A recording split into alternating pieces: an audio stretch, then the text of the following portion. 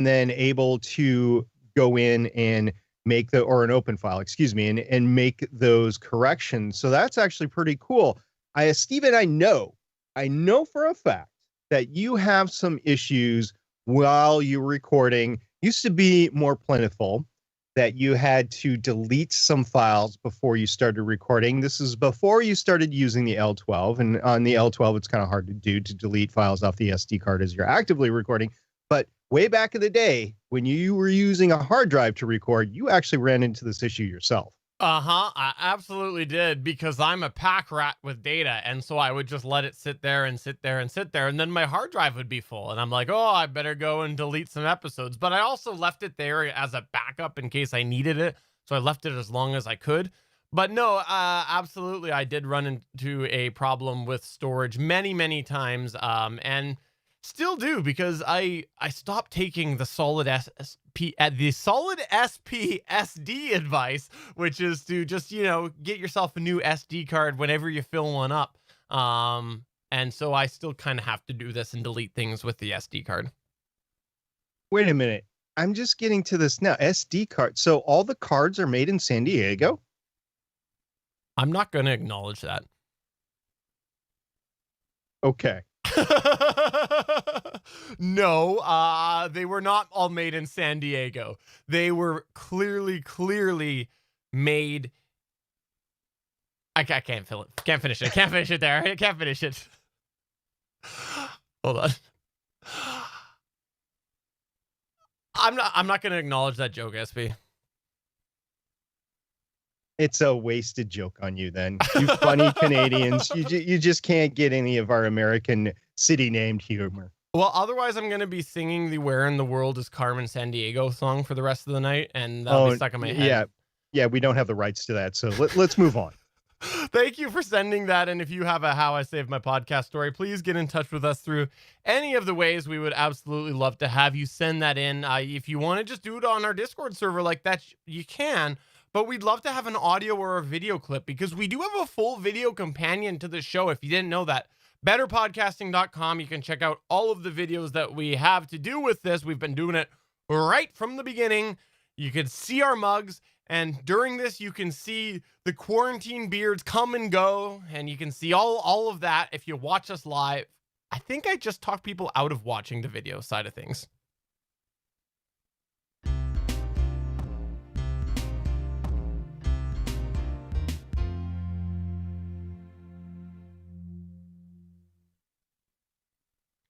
Thank you.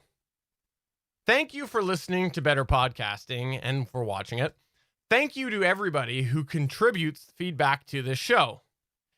If you've listened to this show for a while, this probably isn't the first time that you've heard us say these words. And it's not going to be the last time that you'll hear us say these words either. This is because we genuinely appreciate everyone who listens to this show, and also those that interact with us, and we like to express that. We find it's especially important to thank everybody, because we are hobby podcasters and we're not motivated by money or the paycheck, although I do give SP a 1-cent paycheck every 5 years. We're not motivated by money. Listenership and feedback is one of the key things that really keeps us going here with Better Podcasting. And we'll have a little bit more to talk about a little bit later with that.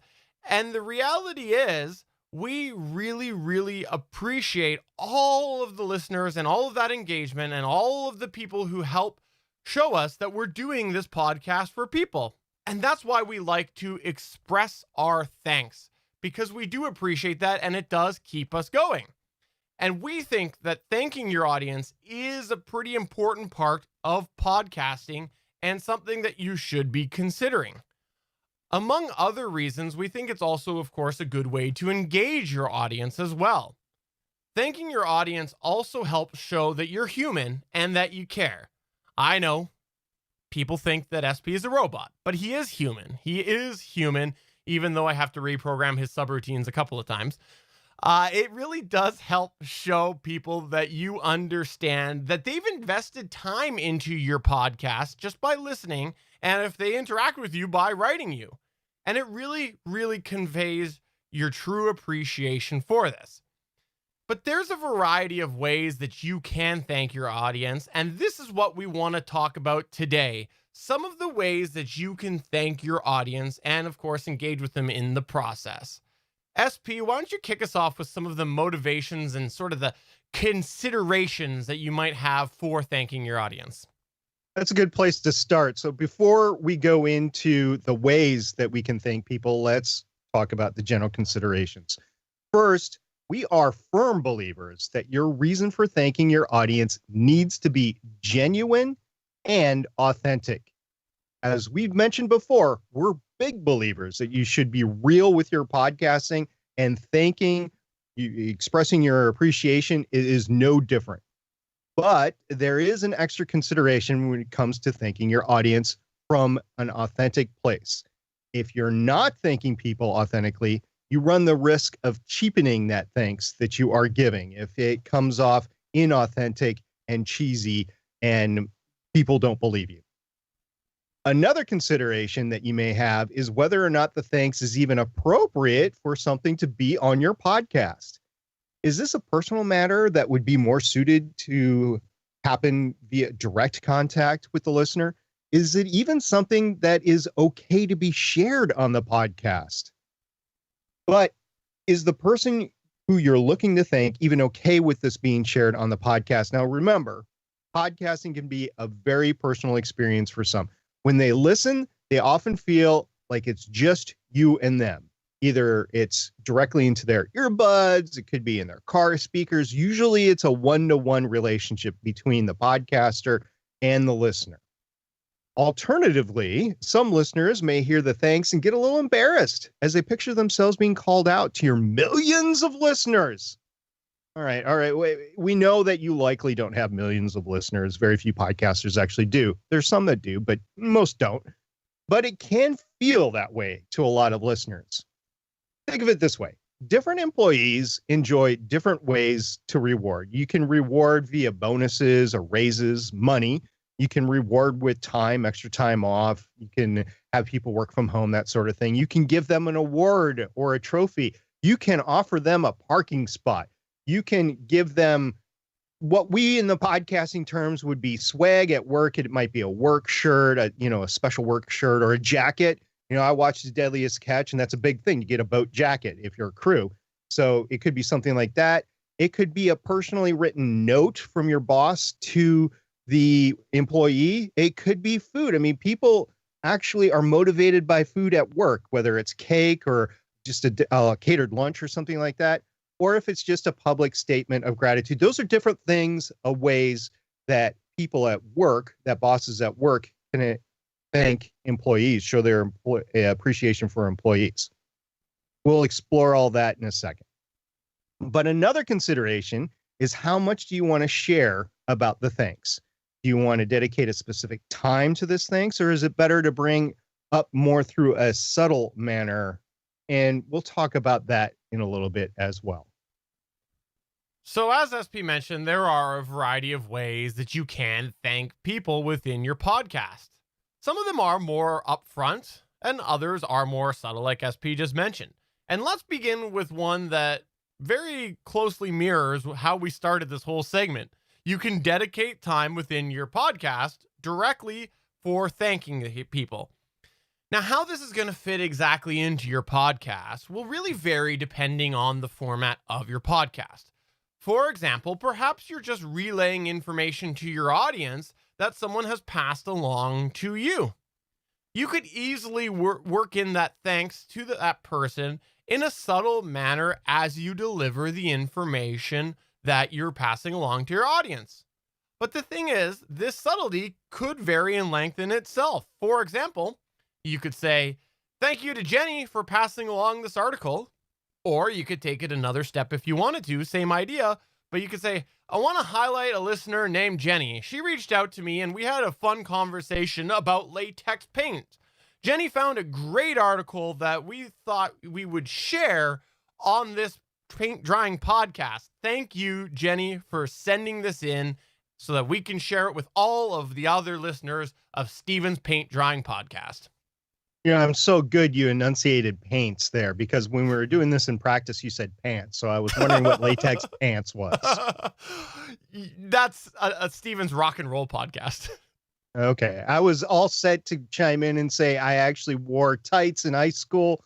I was on the cross country team and they were purple because that was my high school's colors. They were purple. So I wore purple tights. Fair enough. Okay. Another way that you could thank your audience is by dedicating an entire episode to them. Why this could potentially be an episode dedicated to thanking them, instead you might try to make it a little bit more subtle than just hitting them over the head with it, such as something dedicated to entire listener contributions.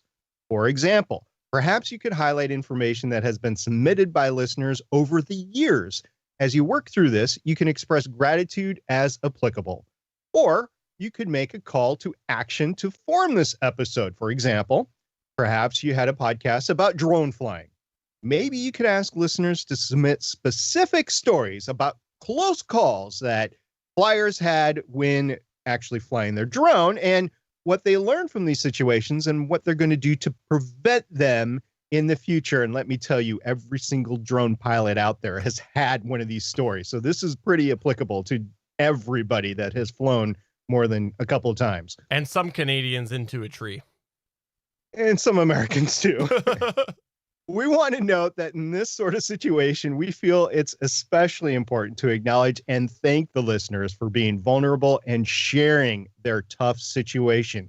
It's actually what we do in the How I Save My Podcast story. We're not shaming anybody. I mean, we've had our plenty of How I Save My Podcast stories between Steven and I. What we're really trying to do is saying that everybody makes these mistakes, and then more importantly, how you can correct them or prevent them from the future. It's a very useful segment.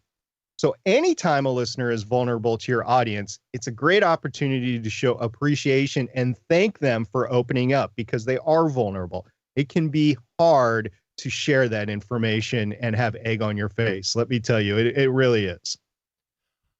Another great way that you can thank listeners is on an ongoing basis, dedicating a certain section of your podcast to listener feedback.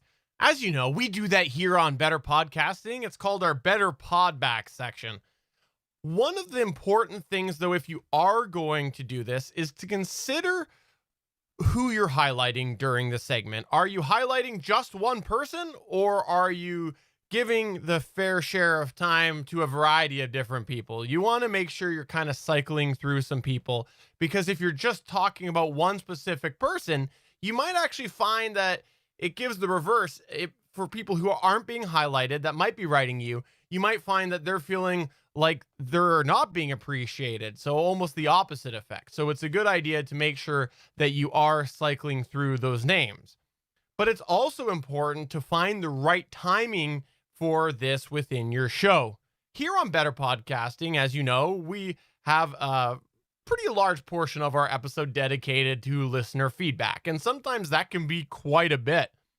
But we recognize that we're a little bit different on Better Podcasting because we are a podcast about podcasting. A lot of the questions and the feedback that we have is things that our listeners are directly wondering about, whether it is equipment or it's about fixing something or it's about a problem that they encountered. A lot of it is very, very relevant for our listeners. It's within the nature of this podcast about making podcasts. If your show doesn't allow for easy integration like ours, perhaps you can just fit in a little nugget here and there. Maybe just one little piece of feedback per episode and just rotate through different listeners again to keep that variety. Maybe it's just the way you sign off every single episode.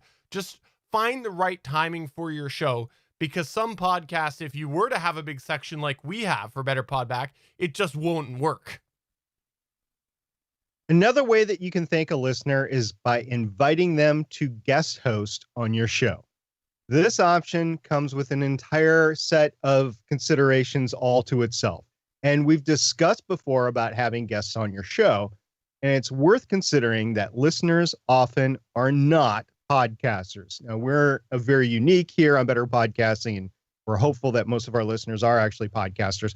But for the vast majority of people that listen to Better Podcasting, their audiences probably are not podcasters themselves. However, if the listener has done something that you think would be beneficial to share with the entire audience of your show, consider how big of a compliment it could be asking that listener to share on the podcast. This could be simply a clip, perhaps a phone conversation, but whatever form it is, make sure you audibly thank them during the recording. Even if there's a lot of editing for you to do, ultimately that person dedicated time to come out and help with your show. Now, so far, everything that we've discussed involves no monetary element. However, if you are willing to spend a little bit of money, you could also thank your listeners through other ways. For example, you could do a contest giveaway. It's important to note that contests, rules, and That's okay.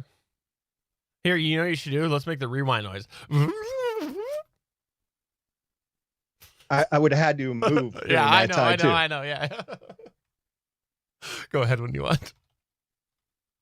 It's important to note that contest rules and regulations vary by region, by country. You need to put that aside and no. You can't put that aside. Don't put that aside. Here, let's do it the second time. Like, there we go. Hey, by the way, if the joke doesn't work the first time, just do it again. That's our rule here. Is that what they do on Saturday Night Live? There is a good couple skits. Okay, I'll give them credit where credit's due. Okay. It's important to note that contest rules and regulations vary by region, by country. Now, you put that aside and doing giveaway shows, listeners, how much you can, that transition just doesn't work. I'm sorry, I have to do that again. You did the third time, no problem. It's important to note that contest rules and regulation vary by region and by country, so pay attention to those. Putting that aside, though, doing a giveaway shows listeners how much you appreciate them.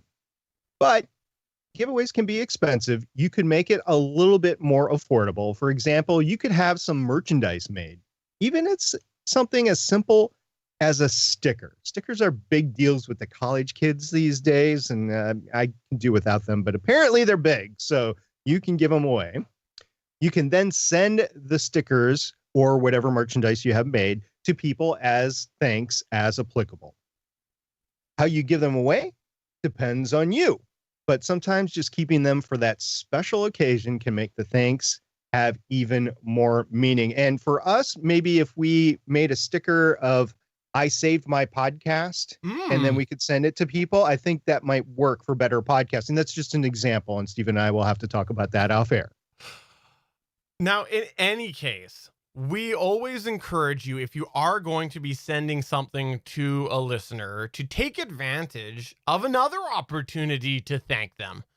If you're sending anything out physically, try to include a personal note in there. Now, it's going to depend how much time you have to spend on that, but if you just have a piece of paper, maybe you have something custom printed with your name on it or something like that, you could just a little handwritten thanks, or thanks for your submission, or whatever the reason is.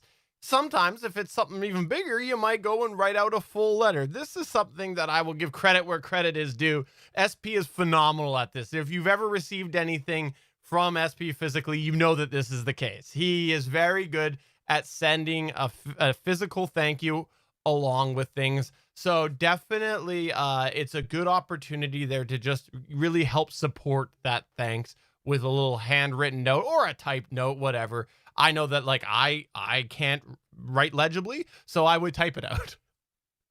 If you type it out, make sure you actually sign it on your own. You don't have anybody sign it for you. You personally sign it. And there's different things you can do. Like if you type somebody's name, like it's a formal name at the top, and then you have this big, long thank you letter. I've seen leaders, and I've done this myself too. They scratch out the name and then you put just the first name, or if they have a nickname, put the nickname there. And it's just personalization of the note. It's entirely acceptable, by the way, to do that with a typed letter. Some people say, oh, it's typed, you can't mar it with anything. No, go ahead. You can scratch out their name and put a more endearing term in the two line and the two part as you're doing that. And this goes back for me personally to when I was a kid. My parents always forced me to send thank you notes for Christmas. You know, we got Christmas gifts and we'd send out thank you notes, and we'd have to keep a list of what we got and send them out that way. I know not everybody's that fortunate to have enough that you have a big long list. I get it. But that was something that started me along that path. And then later, when I started to get more advanced executive training, I noticed that that was something that every competent leader did, is they always wrote personal thank yous, some every night, but usually every week or every month, they would send out personal thank yous along those lines. And some leaders, especially in this day of where everybody has tablets and computers and laptops and that sort of thing, what they do is they carry around a small pad of paper, a memo pad of paper, and they will write their thank yous and they will give it to their assistant that they have with them so that there's a handwritten thank you note that goes out. So these are the sorts of things that really experienced people do, and these are the sorts of things that you can apply to your podcast. So basically save your rubber stamp signature for other situations. Like with me, whenever I send something out, I make sure not to use the Stargate Pioneer stamp. I actually make sure to hand sign Stargate Pioneer. I save the rubber stamp for when I'm applying for credit cards. This proves a point, because whenever I send a handwritten note out, I do not sign it Stargate Pioneer. So it proves that I've never sent you a thank you. That's deserved, okay? Okay. A last way we're going to discuss today about how to thank your listeners is to make yourself available to them. Think of this less of a public appearance and more of time devoted to get to know your listeners. The podcast that is most directly responsible for myself podcasting, we've discussed it before on the show, it was Galactic Water Cooler. It was about the sci-fi show Battlestar Galactica, and then it evolved into more of a general science fiction podcast. They used to have an annual meetup that started with a group watch of the finale episode of Battlestar Galactica back in 2009. Then they kept having one for the next 5 years. On the other hand, Scott Johnson, he used to have an annual meetup for his Frog Pants community. It was big. They overtook a hotel, and it was great. Now, podcasting communities have gone on cruises. They've gone on campout trips. They've combined local meetups with business trips. They've had meetups in conjunction with other events. There's a variety of different ways that you can do this. Now, one of the purposes of such an event is to say thank you to your listeners, which is why we're mentioning it here. If you ever get the opportunity, take the time to do this. If you meet your listeners in person, make sure you thank them for listening or thank them for their contributions. More than likely, it's going to be somebody that you've actually met before online. So make sure you say thank you in person. And your listeners know you because of that one-on-one relationship that we talked about before, but you really don't know your listeners. You haven't had the opportunity to listen to your listeners on a regular basis. For a Better Podcasting, it's an hour every week, hour every other week. For other shows, it could be 15 minutes a week or it could be 15 minutes a day. Regardless, listeners actually get to know you through that time. You do not get to know your listeners. So this is your opportunity to return the favor, to say thank you by getting to know them a little bit better. Getting to know your listeners is going to be a little bit more difficult because of the many-to-one ratio. You know, whatever it is, if you have 2 listeners, it's going to be 2 people to your 1. If you have 200 listeners, it's going to be 200 to 1. If you have 2,000 listeners, it's going to be 2,000 to 1. So it's going to be a little bit more difficult to get to know each and every one of your listeners, but try your best, especially with the most engaged people. And that is the ultimate thank you to them. In summary, don't underestimate the power of saying thank you to your listeners. As we mentioned at the top, we find it's a very, very important aspect of podcasting for a variety of reasons. Make sure to thank your listeners as often as you can and as genuinely and as authentically as you can. Thank your audience is different. Oh. I had to make an error. Of course I did. Of course I did. That was my error. Sorry. Well, this is a problem. My last time code is the current time code. Wrong. Oh, you just typed it in wrong. When was it? All right. Anyways, at a point with SJ. Thank your listeners in a variety of different ways if you can. And if not, choose at least one way that you feel works for you. And again, helps show that authenticity. I'm not the only one. Now you can do the reverse thing. You got to do the noise. Oh. Thank your listeners in a variety of different ways if possible. And if you can't do more than one way, choose one that works for you that does show the genuine appreciation that you have. And of course, as we say on every episode, we want to thank you for choosing to listen to Better Podcasting. We do really appreciate that. And it's truly because of you that we continue to do this show. We've mentioned a couple of times that right now is especially tough for people to sometimes sit down and podcast. And we think about you and the interactions that we have with you to keep this podcast going. So thank you very much. And we hope that we continue to provide great content to make your show better with or without beards. Because if you watch the video side of things, you know that sometimes SP has a beard, sometimes he doesn't have a beard, and sometimes he teases you with half a beard. This is the Better Podcasting Download. SP, you have a post that you wanted to highlight right now, and we talked a little bit about this offline, but we were waiting for all of the outline of the exact details to be published so that we could clearly explain what is happening with Whooshkaa, and then we'll have a little bit of a conversation about our thoughts on this after. So I will turn it over to you to talk about the Whooshkaa changes. Couple of weeks ago, as we were recording the last episode of Better Podcasting, there was an announcement out there that Whooshkaa has a new set of hosting plans, and it's going to take effect on May 1st. The Forever Free plan, which used to offer 10,000 listens a month, now only covers 1,000. And podcasters with more than 1,000 listens a month will need to upgrade to the new quote-unquote semi-pro plan, which is $29 US. This is an Australian company, so it's got to go through some wickets before the money actually gets to them, but it's $29 US, which offers a number of additional features, 2 shows per plan. That's pretty cool.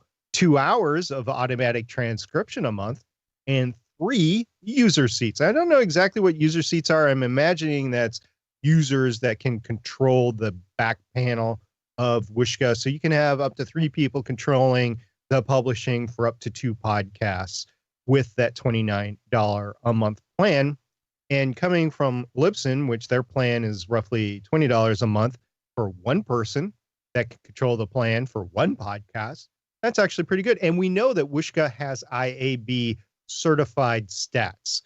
So lots of good things going on with Whooshkaa. A little bit more pricey, but you do get 2 podcasts. It's basically a 2-for-1 deal. It still is bracketed by that 10,000 listens per month. And to just give you an idea of where that might fall down, say you have 2 podcasts that you produce weekly that get 2,000 listens per podcast. So week 1, you have 4,000 listens. Week 2, you have another 4,000. So you have 8,000 listens. Week 3, you have another 4,000. Oh, wait, no. You only have 2,000 listens available. And then week 4 of the month, you have no listens available. So you could see how this can be confining. But this is assuming that you can do a podcast that gets up to 2,000 listens per episode. Stephen, what do you think of this? I think it's a really good example on why we are very passionate about doing your research and considerations about the future of your podcast and the unknowns before you jump into a media host. Because we have said many, many times that media hosting can change on a dime. They can change how much they charge, they can change what they offer, and they can change what their rules are. It's the way that it works. You are renting space on their platform. no matter who you choose, no matter what the rules are for changing out, you're renting space on their platform, and they can change the rules. And when this happens, you may find that when they change the rules, they don't work for you anymore. And so what's your options at that point if they don't work for you? And I think, given what we've seen with it being quite a drastic change for many, there's probably people who might have been considering Whooshkaa or might be on Whooshkaa that if this affects them, they may be considering going to another platform. It's just the way it is when you have such a drastic change. There's probably some people out there. And so I hope that those people are able to do whatever they want to do when it comes to that change. I'm not going to get into semantics of all, the ins and outs on transferring away from Whooshkaa because I don't know them. So I think it's just worth considering that whenever you sign up, because this may have been Whooshkaa today. It could be another company tomorrow. And it's just the reality. Podcasting is evolving. And as there's more podcast consumption going on, there's bound to be more evolution. So I think that it's a good time for people who haven't thought about this for a while to think about, what situation am I in now? What have I done to protect myself if I do have to change away at some point? And maybe it's as simple as, if you're only publishing your media host website address, maybe you try to get a domain and drive as much traffic through that domain instead. There's all sorts of things that you can do. And it's just a good reminder that things do sometimes change. I don't really know a lot about what sort of impact specifically this is having on the existing base. I don't know enough about the Whooshkaa base. I do know lots of people who have been happy with Whooshkaa over the years and who have talked very highly about Whooshkaa. But again, I think it's just in general an important thing to consider, especially because they weren't one of the hosts that banked on the free model. Yes, they did offer a free model, but they weren't banking on that. They had a few different options in there. So you see them changing. I think that, we should really remind ourselves that this can change. I think I've said that several times now. I had known about Whooshkaa for several years before the certification, but when they became certified for IAB Podcast Measurement Guidelines 2.0, I really noted them because they were the only free host. As a matter of fact, they got their certification before a lot of paid podcast hosting services did. But I really got their note. Just go from where you responded. Okay. Oh, from the beginning. So I was really, really noticing Whooshkaa when they went to the podcast guideline certification, podcast measurement guidelines 2.0 certification, and they still had that free tier. That was an instant, it put them leaps and bounds above Anchor at the time, in my opinion. And I had known about them for a few years prior, but this was something that went, wow, this is pretty cool. Now, when it came to the actual payment for that certification, they still had paid tiers, but I think that drove them more from the free plan because they were noticing, probably, this is just speculation on my part, what a drag all those free plans were from their business model, especially since their overhead increased with the podcast certification, which means you have to buy certain databases and stuff like that. It's a cost to your company to do that. So I am still intrigued by Whooshkaa, and I would still recommend them in a pinch to somebody, especially if they just wanted to try podcasting out from a free plan, because I could see moving to a paid tier on Whooshkaa, and Whooshkaa still meeting a lot of the requirements. Bang's Nutty Bits has said that they do have 301 redirect available, so that's good if you need to move from them. And then I made a comparison earlier in the segment to Libsyn and the monetary cost of it. And then I said, well, but Whooshkaa has a 10,000 listens per month cap on that $29 plan a month. There is a cap on every single plan, no matter what you do. In Libsyn's case, their $20 a month plan, the cap is a certain amount of data, 400 megabits, that you can upload every month, and that is their cap. Now, can have as many downloads as you want, but that's all you get is 400. And most weekly podcasters can fit within that. That's no big deal right there. 1 hour weekly show, even if you want to go at a higher bit rate, you can fit that underneath the 400 cap. What you can't do is what I described before on those downloads. So please pay attention to whatever cap the podcast media host has and just know what you have going into it. Because like I said, if you have 2 shows, because you can have 2 shows under this, you have 2,000 listens or downloads per episode, that is going to make you break the bank about a half of the month in. But Libsyn, you can only upload so much content every month. So, give or take. Definitely good advice. And if you have any thoughts about this, or if you've even been affected by this, or you have not been affected, you're on Wishkin, you haven't, we would love to hear from you. Tell us your stories so that we can share it in a future episode. Come to Discord if you want, betterpodcasting.com/Discord. Tweet us at betterpod, or you can email podcast@betterpodcasting.com. And again, if you want to send a video clip, it would be great. We do have a video side of the show as well. Again, betterpodcasting.com has all of the information.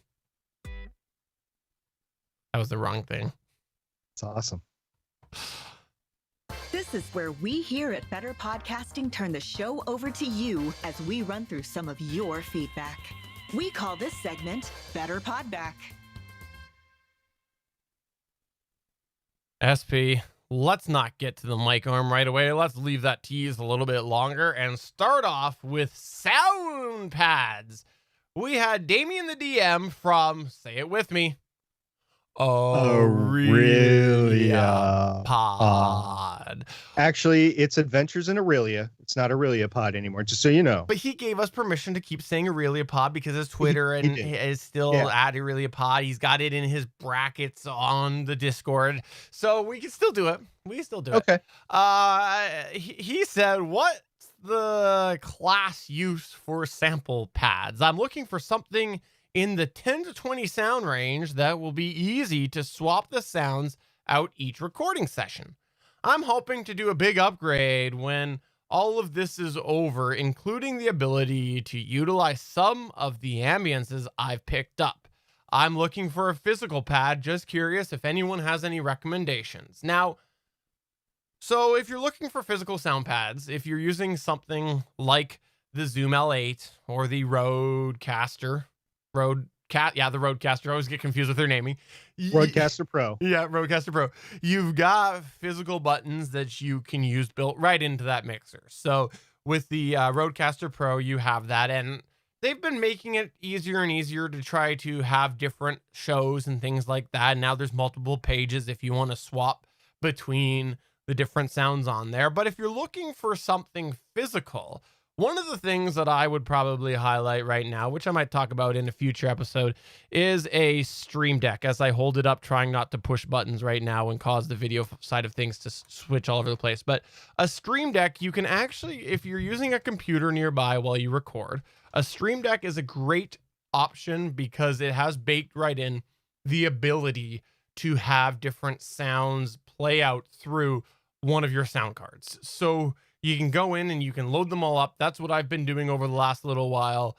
And hands down, better experience than I had with the Rodecaster Pro or the Zoom L8. So either one of those just pale in comparison in my experience to the Stream Deck, because the Stream Deck, you can have folders.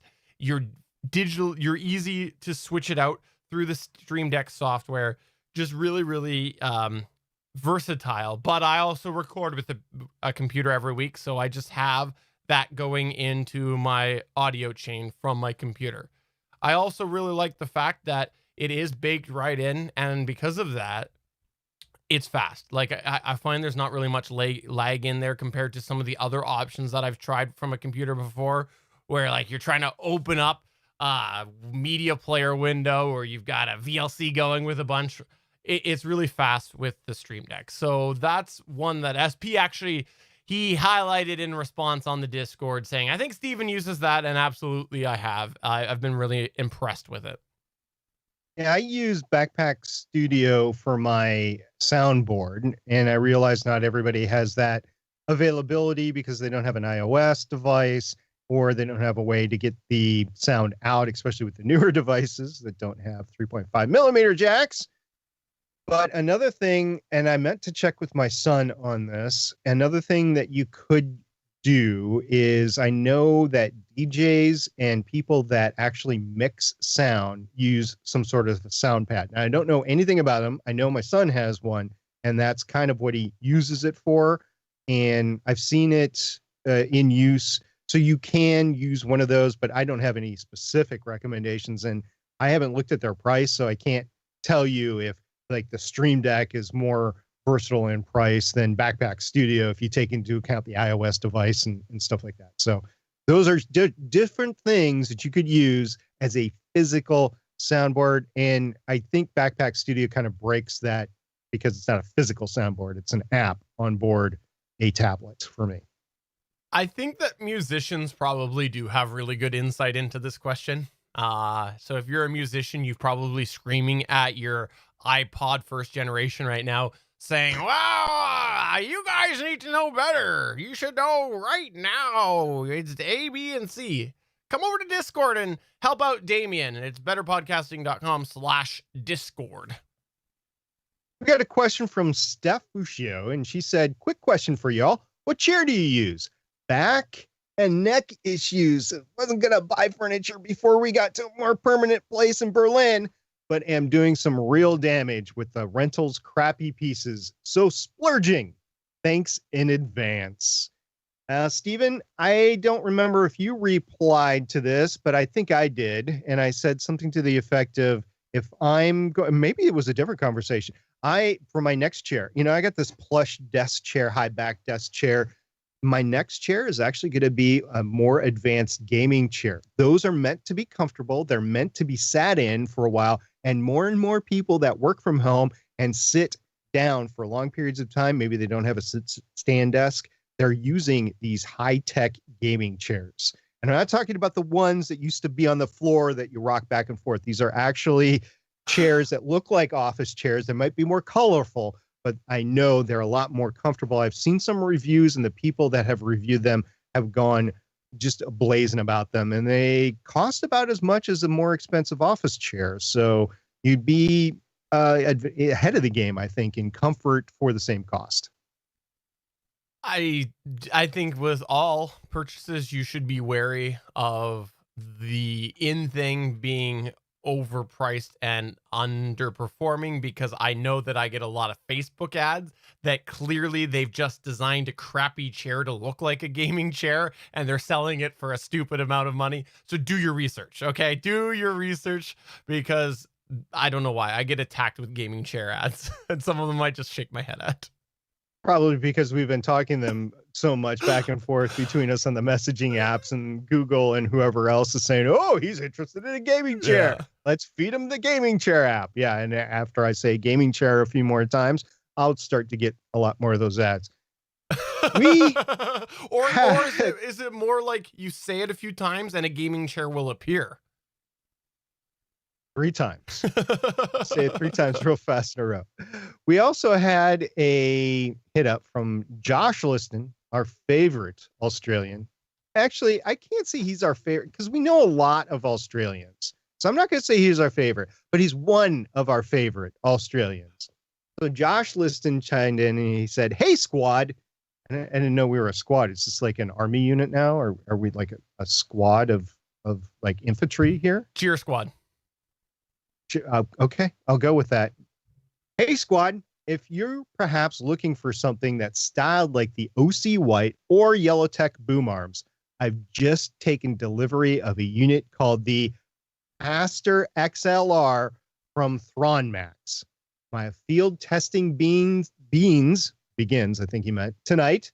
Note, I'm not sure about North American avails, I think he meant availability there, of Thronmax, but they're definitely avail in AUS, UK, and EU. So that's Australia, the United Kingdom, and the European Union. I went to their website and I saw there is where to buy. So you can go and you can look up where to buy. I clicked on the Canada link and it took me to an Amazon page that did not actually have it on there. And one of the items that they had was not even one of their products under the listing. It was really bizarre. On the page, it had on the page, it had, oh, actually it was more than one. Anyways, on the page, it had a Thrawn Max MD RIL 0 USB condenser microphone. And then it listed a Stream Deck and a Boya USB condenser. I don't know why. That's the link that I went to Amazon.ca through their website. That's what it showed. Bizarre. Y'all in the UK, you got to get together and be able to shop in each other's countries without having to go through all of this. It should just be one giant website conglomerate between the UK, Canada, Australia, all of the UK areas. Also, by the by, I want to mention that I do think that these look really good. I went to look at this to see if I could get it in Canada because I actually really do like the look, and I would like to get my hands on one at some point, but we'll see. At this point, with current worldly events, I don't know if we'll be getting any stock replenished for a while, but I like the look of it. Yep. So I got to take this next one. Normally I'd throw it to you, but I'm going to take this next one just to prove that I know what the true way to say this username. Yakko.org,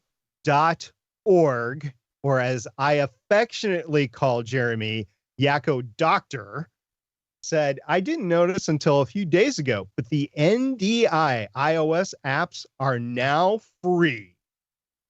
Okay, so let's talk about NDI. First off, if you're not familiar with NDI, NDI is the stage name that SP used. No, it's not the case.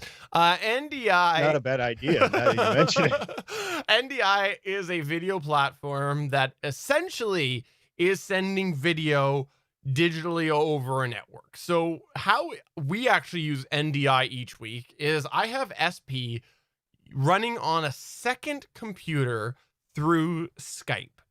And when I've got him connected through Skype, I am using NDI, this NDI platform, to send his video feed from that computer over my network into my main computer, which is doing all of the video stuff together. It is a very, very current standard, and lots of things are using NDI. Well, they do make apps that are available, and the app that is currently available on iOS is free. Now, what's nice about this is it does allow you to use your camera. Basically, if you pull up that app and you're on the network, you're going to be able to see it through any video software that is NDI compatible. For example, I use XSplit. OBS is also compatible, so is vMix. There's a whole bunch of different ways that you can get that. And there's a whole bunch of other things to do with NDI that'll save you the details. But people have used this before. It's been a very long time since I've tried it. They actually pulled out of Android a while back. I used to have the Android app. I refunded it within 14 minutes because it was not very good. I had a lot of problems, which is probably why they are no longer on Android. I had read mixed things a few years ago about the iOS thing, probably about 2 years ago, about the iOS app as well, overheating, things like that. But I also, when this came up, I did a little bit of a Google, and I saw some people say that there was a major change a while ago and it solved a ton of issues.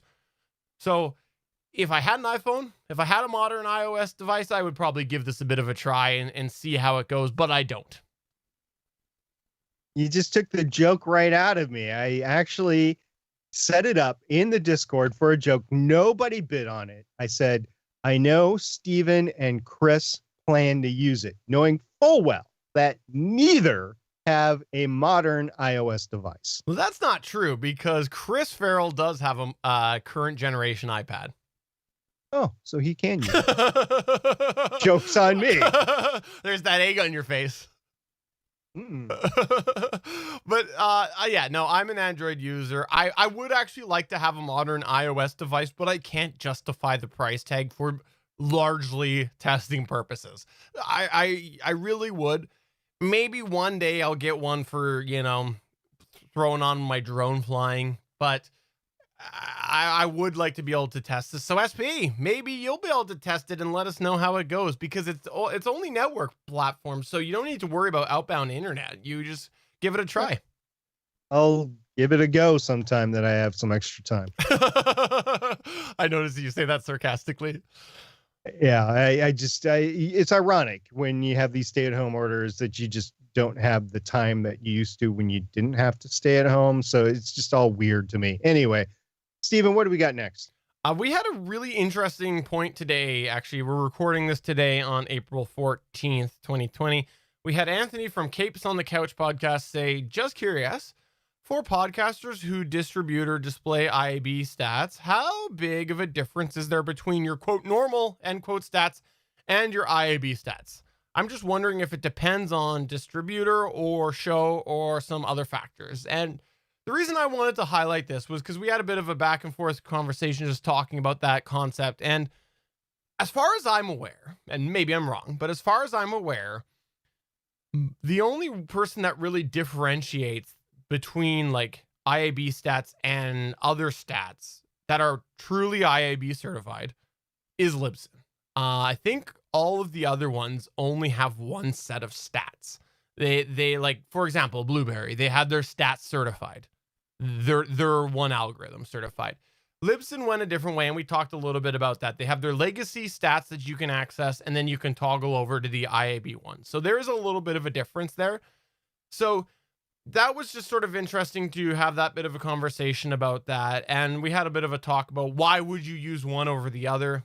So I don't know. Everybody's different. I'm not sure what the reasons would be for using legacy versus the IAB, which is the current standard. But I wanted to highlight that right now. But the other side of things as well is we got talking a little bit about historical stats. And one of the things that I brought up right now is how hard it would be for a podcaster to historically compare themselves. So like, SP, I want you to tell me how you are comparing now to 4 years ago, because like over the last 2 years, and if you really want to go crazy, over the last 4 years, there has been so many changes with statistics and distribution. Think about like Spotify, for example. How many people now are listening to podcasts through Spotify, and those hits don't always show up in your panel. So really hard now to compare yourself historically. And that was sort of the other side of this conversation that I thought was kind of fun, was just thinking about how hard it is now to look back at yourself. Yeah, I have Spreaker stats as well for our live play shows. So I could probably go back and do some sort of comparison there. But Libsyn made it particularly difficult because on November 1st, 2017, I believe that was the date, they switched over to a new algorithm and the stats were radically different at that point. And then a couple years later, they went to IAB Podcast Measurement Guidelines 2.0 certification. And then they kept those same legacy stats that you started back in November of 2017. So there were the two different stats, plus you had the prior legacy stats prior to November 2017. So really, there's no way to go back to that 2016, 2015 stats and do a one-to-one comparison. That's why it's so important for you to do comparisons between your own shows, within the past year or so, to just get relevant data, trending data, not necessarily firm data. And one of the reasons why we talked about this years ago, why we kind of scoffed at the people that were celebrating like 1 million downloads. Okay, was it truly 1 million downloads? Was it 1 million SoundCloud listens, which is totally different than a download? I mean, what is that 1 million number? And even today, what is that 1 million number? So it's a stat that just doesn't make any sense to anybody. And the best thing that you could do is just do month-to-month comparisons to see where you're at. And I know for a stat junkie like myself, it just is infuriating because that standard keeps on shifting. And I don't for 1 minute believe that we're at the end of this either. I don't think that IAB podcast measurement guideline 2.0 standards is going to be it forever. I think we're going to see some changes in the future. I have no information whatsoever. I think that's going to be the standard for a while, but eventually somebody else is going to come along. Could be Nielsen, could be whoever, and say, we have a better way to do this. We're going to move to this standard. You know, we also had a response from Call Me Spider Bite today. No, that was not. That's it's all. It looks like it's all together. That I'm gonna change the name to Call Me Spider Bite today. We also had a response from Call Me Spider Bite, spelt with the. We also. Should I just like give up on this now? I'm not the only one. Should I just give up on this now? This pandemic is really screwing with us, buddy. You know what it is? It's because I don't have the day-to-day interactions of actually talking with people. Oh, I see. You should probably talk to your kids. Kids? Yeah, those two little mini-me's that are running around your house. Huh. I should find them. We also had Call Me Spider Bite, spelled with Y, say the following. I find it generally really hard to get any stats on my podcast episodes. I use Backtracks and distribute through Spotify, Apple, Stitcher, Player FM, Overcast, Auto through Apple, Google Podcasts, and then RSS. But I can only really collect useful data from Spotify and then whatever aggregates through the analytics feature in Backtracks. Just got Chartable, thanks to a recommendation via the community, which I'm hoping will help with some more data. But generally don't get many stats that point to qualitative data. Listens and stuff tells me quantity of listening, but not how engaged somebody was, i.e., did they listen to the whole thing? You also don't get demographics either, not aggregating through all of those things. You do get some demographics, but you don't get all. So if you've had any thoughts with stats or anything like that, let us know what your experience has been in recent, because I think right now consolidation is on everybody's mind, or on a lot of people's minds. This isn't the first time this has come up in recent, and it seems like it's just on people's minds more and more now. So if you've had any thoughts lately about that, let us know what you've been thinking. We would love to hear from you. And before we walk out this episode, we got a review on Better Podcasting this week, and I will turn it over to resident reader Stargate Pioneer to read some more. From Podchaser, Garrett Godfrey left a stunning 5-star review for us, so I'll go ahead and read it here. Okay, truly, there are seemingly hundreds of podcasts about podcasting, but what sets this one apart is that they clearly targeted at the hobbyist podcaster. No, quote, how do I monetize? When do I get rich? How do I ask for sponsors, etc., unquote talk. Instead, they focus on, quote, how can I make my podcast better? How can I get better at podcasting, unquote, etc. And these guys know what they're talking about. Each of the hosts have been podcasting for years and really have a heart for helping indie podcasters avoid pitfalls and issues they've encountered, as well as give us tips on ways to easily improve our podcasts. If you're looking to make money on your show, one way to do that is to make a better show, and Better Podcasting will help you do that. But if you won't talk about the money part directly, that's okay. If you're looking to make money on your show, one way to do that is to make a better show, and Better Podcasting will help you do that. But it won't talk about the money part directly. If you're making a podcast for the love of it, you have found your community. The show is for you. Well worth subscribing and listening to every episode. And if you use Discord, they even have a channel on Discord server that you can join. Garrett, thank you so much for that review. That was awesome to get when I saw that come across, and even posted it over on Twitter. And it was great to see it over there too. Yeah, I really, really was surprised to see this. You know, first off, we don't get a lot of reviews over there, and so I really appreciated that. But also just the thought that went into this. Thank you very much for submitting this. Made my day when I read it. However, I will say that unfortunately I'll have to scratch those off our list because our next episodes was how do I monetize and how do I ask for sponsors and also how can I make my podcast make more sponsorship money. All of these were the topics we had on the next three, so I'm sorry. I guess we got to scratch them off there. Who are you doing those episodes with? No, we definitely don't talk money here. I will say that his one line, I actually love to make a tagline out of it for better podcasting. If you're making a podcast for the love of it, you have found your community. I have never heard a more apt description of the better podcasting community than Garrett said right there. Thank you very much, Garrett. Yes, thank you, Garrett. So that's going to go ahead and bring us to the end of the show. Before we go, I will just mention we're part of the Gonna Geek Network. The Gonna Geek Network has a bunch of amazing podcasts on it. Please check it out at gonnageeknetwork.com. And also, if you have a moment, you should head over to Twitter. Go to Twitter, find @BetterPod. That's our Twitter account over there.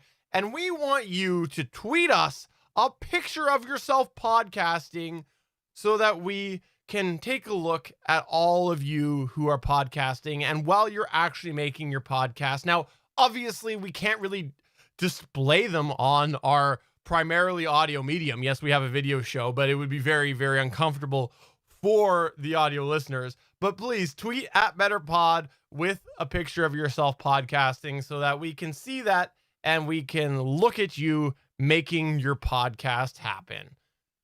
SP, is there anything that you would like to say before we go? Just want to thank our listeners for sticking with us all these years. It's been a really fun 5 years, and we're going to go a little bit more here. So it is awesome. Also, I mentioned the last time that we are still planning on making all that extra content that we promised. It's just with current world situation, we're both finding it very difficult to find that extra time to get a lot of stuff out. I know for a fact that Steven has some really high value objects in his possession that he wants to put videos out on. And I have a couple of videos to do myself on different things. So we're really looking forward to getting those out for everybody and filling out our extra content over at betterpodcasting.com, the blog part of Better Podcasting. I'm sorry, I had to give up the lease for my professional recording studio. I had to give it up. You had to give it to your brother, right? For episode 223 of Better Podcasting, I'm Stephen John Drew saying nope, there's no professional podcast studio here, but we podcasters make some professional sounding content. And I'm sorry, SP, I lost the toggle.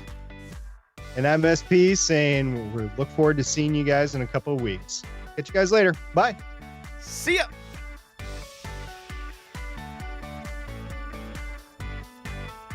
Thanks for checking out another episode of Better Podcasting.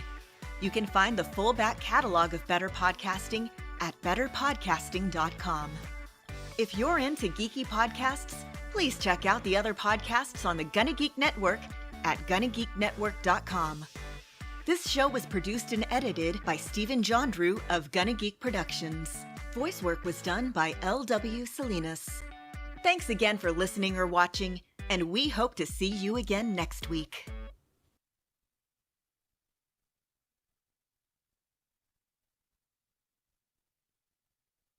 All right, thanks everybody for coming on by. We hope you had yourself a fun time. Let's quickly, before we go, we got a few minutes, touch on some of the random topics that came up. Number one, starting with drone flying. Drone flying did come up.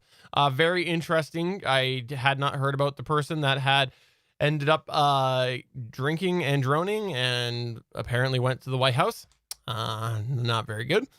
Also, as far as drone flying goes, I do have to say that it's been very, very long since I've flown my drone. I actually flew it a week ago in my yard because I have a big rock and I thought it looked like I saw a slip mark. So I wanted to kind of see up. Ooh. Yeah, I wanted to see if there was something that ran down and up. So anyways, I flew up. There wasn't much sign. I think maybe it was kind of moss. I think maybe the moss cave with rain or something. I'm not sure, but I didn't really see anything else around. Yeah. So for those that don't understand the totality of what we're talking about, first of all, you do live in both tsunami and earthquake zone land, right? And you're within not so much tsunami. No, I'm far enough away from, like, I'm on this, I guess technically, but it's unlikely with the yes. Let's just go with yes, Yes. there, because I understand the geography of tsunamis and the fact that they are often accompanied by earthquakes. Yes. So it's really earthquake zone. But Yeah. you live on an island. You're tucked away, but you live on okay. So you're in earthquake zone. You're on the Pacific Rim. And then the other thing is, a lot of people don't realize this. I didn't realize this until you shared pictures. That cliff is like, I don't know, like 10 stories high behind your house. I'm probably exaggerating a little bit, but you are. But it is higher. It's taller than your house. It is by far. It is. Yes. Like you could probably stack 2 houses at least, Yes. if not more. So he's got a small backyard, and it's probably large for where you live, but he's got a small backyard and then a cliff that goes like straight up. Yeah. So if there's an earthquake and if there is a crack in that rock face, that house is going to be flattened by whatever comes down. Yeah. Because of that crack. So that is a big deal. Yeah, so I wanted to have a look to see what I could see. So I did that, and like I said, it didn't look too alarming. But aside from that, it's been basically a year since I flew my drone, which is so sad. Like I just did not do it, and I need to do it more. I charged it up after that too, and I did the full I actually did the full calibration that day and everything. But yeah, but now it's like, yeah, there's things, restrictions, and thinking about getting that Fly More pack. You know, my neighbor, he was out there flying his drone the other day in his backyard because he can fly it wherever the hell he wants because he's got the Mavic Mini, which skirts the laws. Oh yeah, so he can fly below the 155 grams or whatever. So if I was to buy another drone, I would probably do that just to enhance my ability to, like, wherever you are, wherever you want. There's still, as long as there's still wind. Exactly, it's very light, and he said that, but there's still a don't be a dick law, basically. You know, that law still applies. Well, I do like that the Mavic Air, which is what you have, and the Fly More pack is on sale right now. And I didn't think that DJI was going to improve on that this year, but I don't pay close attention to DJI announcements. Mm-hmm. So perhaps a new Air class, because it's smaller than the Mavic 2 now. It's smaller than the Mavic 2, bigger than the Mini. So it's in there, but the camera is about the same as the Maverick. It's 4K camera, right? It just doesn't have the zoom. Yeah. And it's just smaller, and because it's smaller, probably cannot operate in as much wind, and it has some range issues. But other than that, and you're not supposed to operate it beyond visual sight anyway. Exactly. So beyond, other than that, it's like the exact same thing of a Mavic 2, and it's a lot smaller, a lot more portable, and it's a lot cheaper. Now I have a Mavic, which is, for all intents and purposes, the same as the Air, maybe a little bit better in the range department. Better in the range, less sensors. Yes, I think a lot less sensors. I think less. I think the Air has a little bit better video on it. I think it goes higher in the compression. Oh, okay. But it's like trade-offs, right? Because the Air, the Air also is apparently, I haven't compared it, but apparently it's way louder than the Mavic, the Mavic Pro. Oh yeah, and they make aftermarket props to try to make it more silent and stuff like that. Anyway, I was thinking about it because it's a heck of a deal. Right now, $699, you can get the Fly More pack, which is almost half price, really. So I was thinking about that. I haven't pulled the trigger on that yet, though. So yeah, okay, drone flying. What else we got? We also have. There was another one I got to remind myself.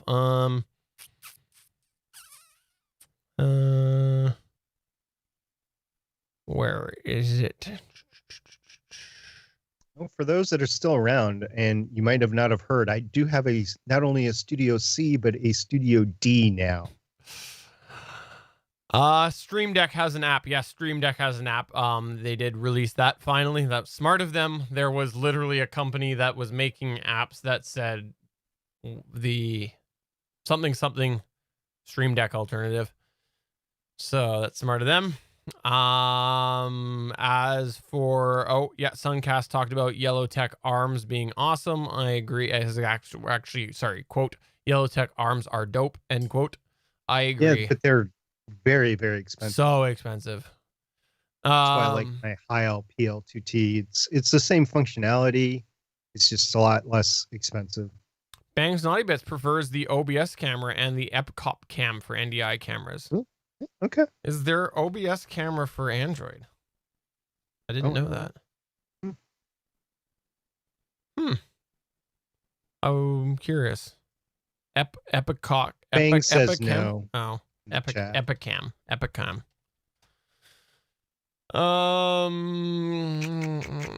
I think that's about it. Yeah.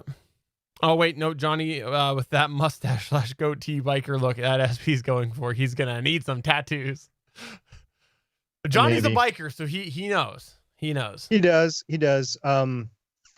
So couple things. Yeah, I shaved off the beard, and in sympathy to everybody else in my office that was actually growing their beards out, I decided to go halvesies, and I went with the goatee. So this is a couple of days of not shaving. It'll grow out, and we'll just see. I've always wondered what my face would look like with a goatee, so this is more of a wonder, and it's not going to stay on all summer. This is going to go off really soon. I have had a couple of really bad allergy attacks, which, because of the pandemic, it is really scary when you start to get an allergy attack with the coughing and with the runny nose. And I've just learned to live with it because it's this time of year, but I freaked out a couple of days because of it. I'm like, oh shit, I might have something here. And it turns out I didn't. And there's no way to know. Even if you don't get the higher level symptoms, like the high temperatures and the pressure of somebody on your chest that you can't breathe, you could still have it and just have lighter symptoms. So it's just really scary. For specifically about the beard, I have twice tried to start the quarantine beard and just let it go. Today I gave up the second time because the allergy thing. Like I go out to my car right now, and like I'll go for a drive, come back. A couple hours later, there'll be pollen all over the damn car. Like, it is ridiculous. I've seen that in Atlanta. Yeah. You literally get like a quarter inch of that green pollen on your car overnight. And so I gave up because like I notice when it's longer, like I actually am feeling the allergies a lot more by sneezing and stuff. So I'm not probably, I don't know. I'll never say never. I like to have facial hair of some form, but I don't think I could be a quarantine beard guy unless I was forced to. No, everybody else in the well, there's one guy who came into the office today, and we don't all come into the office every day, but we have to take shifts, and some cases there's just tasking that needs to be done that we certain numbers of us have to be in. Anyway, today was one of those days where I was in with this guy who hadn't been in a couple of weeks.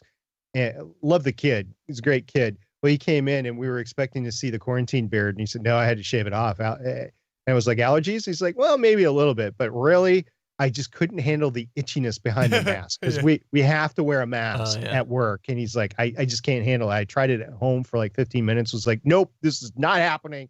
So he shaved it off. Yeah, I should use nose plugs when I go outside. Yeah, unfortunately, that stuff gets in every single orifice. It's just pollen is nasty. Yeah. Anyways, we do know though that we have Evil SP here now because he is the Mirror Universe SP. Yeah, I was thinking that the Rebel might have to make a comeback on Gonna Geek on Monday. So okay, we'll see about that. Before we go, last thing, let's just. I want to do this or not. I really like them. Sure, I'll do it. I'm gonna call it Amazon. Bought myself a warehouse deal today. Got a what'd you get? Samsung Smart Things. I got one of those. Yeah, that stopped working a month after I put it into use. See, I've had mine going. It's been fine.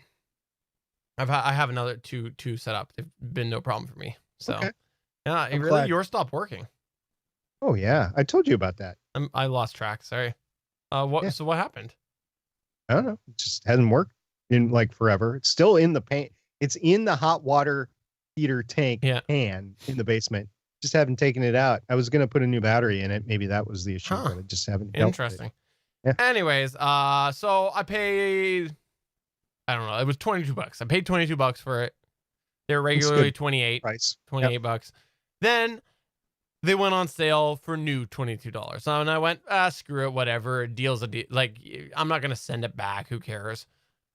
So I got it today. Of course, it says inspected, right? It says inspected. Opened it up. Cool. Looking good. Looking great. That's Huck. Yeah. Looks fantastic. Good shape. Where's my battery? What was there a was there a backplate on it? No, there was. Sorry, backplate. No. Yeah, there is a backplate. I took it out of the backplate. So, see, just no battery. No, just no battery. So, obviously, I'll be complaining. And it also shipped, by the way, with the battery hazard mailing because they're lithium batteries. There's no battery. There's no battery. Yeah. But it had the warning on the side. But I'll see. I don't know. Those batteries aren't the cheapest thing in the world. So we'll see if they give me, $10 off or something, I'll keep it. But they're probably just going to want to return it. But whatever. I'll return it if I have to return it. That's fine. This is funny to me. Anyways, I thought I'd mention it. Just happened today. That is actually pretty funny. Well, thanks. Without the battery and with the marking on the packaging that it's shipping with lithium ion or whatever. Yeah. Well, thanks everybody for coming on by. We hope you have yourself a wonderful rest of your evening, and come back for the next live recording of Better Podcasting, which is next week. The Q&A session on Tuesday. Monday we'll have Gonna Geek. Do you have Legends of S.H.I.E.L.D. this week? Yep, we've been having Legends of S.H.I.E.L.D. every week. Matter of fact, we just found out Agents of S.H.I.E.L.D. will be premiering in late May, and we were discussing what we're going to be doing from now until then. And we were going to start Luke Cage, and I think we're definitely going to do season 2 of Luke Cage. After that, I'm not sure what we're going to do in between Luke Cage and Agents of S.H.I.E.L.D., but yep, every week. I have not watched Punisher season 2 or the last season of Jessica Jones, I don't think. So we're just finishing up season 2 of Jessica Jones, which aired in 2018. I watched that. And the next series is Iron Fist. So season 2 of Iron Fist. So we went Defenders, Punisher, Jessica Jones, and now Iron Fist. And in between there, we've done Runaways and Cloak and Dagger. Because there was a season 3 of Jessica Jones, right? Yes, it was the last one on Netflix. Oh, we also did season 3 of Legion.